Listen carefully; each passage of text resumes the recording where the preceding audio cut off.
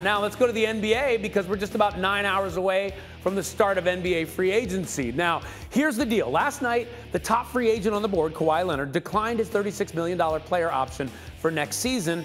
Leonard recently had surgery to repair a partially torn ACL. Meanwhile, according to Woj, last night, Chris Paul also declined the $44 million player option on his contract for next season. The 36-year-old Paul led the Suns to the NBA Finals. Paul isn't the only point guard available, though. The Raptors' Kyle Lowry is a free agent, and his decision could have a domino effect throughout the league. It is going to be a very interesting day in the NBA, so we bring in Adrian Wojnarowski to get the latest as he gets up with us this morning. Woj, Kawhi Leonard, Chris Paul, both opted out of their contracts yesterday. So starting with Kawhi, what's the latest on his free agency?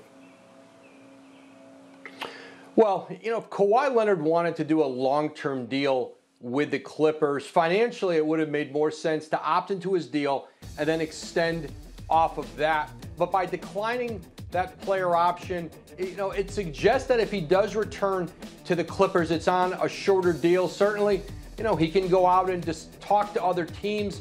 There doesn't seem to be a natural landing spot for Kawhi Leonard based on cap space and contending teams out there. I think the expectation is still he'll return. Same with Chris Paul. Expect them to negotiate a new deal for him to remain with the Suns. It is interesting, though, that he's thinking about keeping his options open, even though he might re-sign with the Clippers. Now, what should we expect to see with Chris Paul?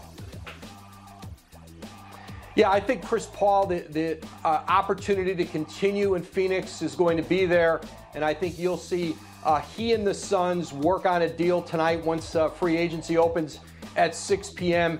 And look at another, multi-year deal for him to remain with the Suns. Both sides are motivated to get something done. All right, and then there is the 76ers, Ben Simmons. His name is still out there among trade talks. What's the latest on Simmons' future?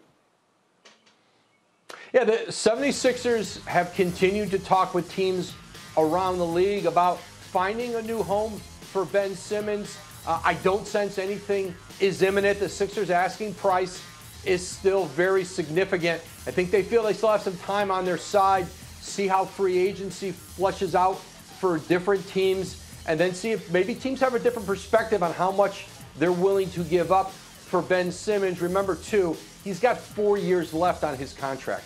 Right, I wouldn't be surprised to see them wait, maybe have him play into the season. Now, Kyle Lowry is the hot name out there. He could have a domino effect on other free agents. What's the latest on his situation? Well, I think there's a lot of belief around the league, especially among teams who would have liked to have signed Kyle Lowry, who have the cap space to do it, like Dallas and New Orleans, that he may ultimately end up in Miami. Miami is in position to make Toronto an offer later today on a sign and trade.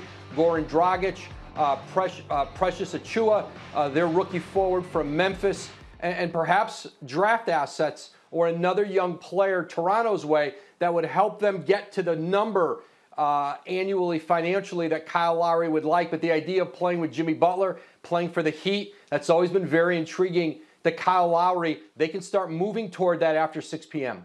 Wow, Lowry and Butler together would be dangerous in the playoffs.